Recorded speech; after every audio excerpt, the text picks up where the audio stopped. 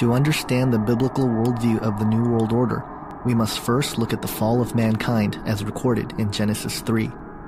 This chapter reveals the origin of the plan, who's behind it, and where it's going.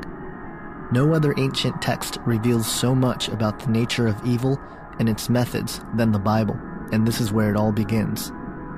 We all know the story. Adam and Eve were created by God in the Garden of Eden. God's creation was good, and mankind was very good. God had one commandment for Adam and Eve to follow.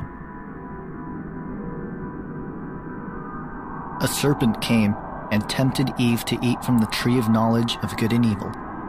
This is where it all begins. Prior to this point, mankind was not susceptible to death, but Satan had other plans. The first lie ever recorded in human history comes from the mouth of Satan himself.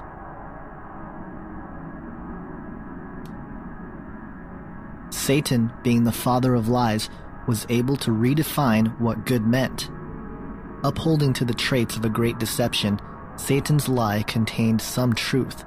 But to understand how this lie has permeated throughout history and is being used to create the New World Order, we must break down this passage.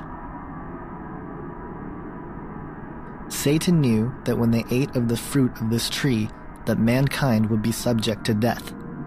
This lie is the foundation for New Age ideas like reincarnation.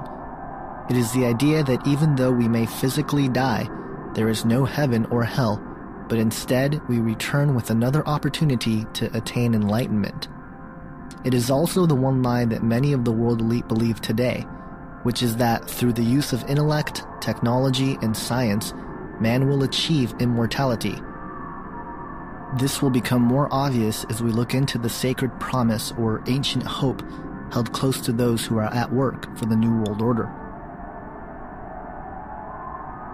Satan was implying here that secret knowledge and wisdom will be available to them. This is the main proponent behind the nature of secrecy which all secret societies possess. It is the idea that unattainable information will be partitioned to those who submit to the request of the one who holds the knowledge. It also plays on the hope promoted by the New Age movement, which claims that we are all spiritually evolving into a higher consciousness, and that if one would only tap into this universal energy force, they would realize that they are God.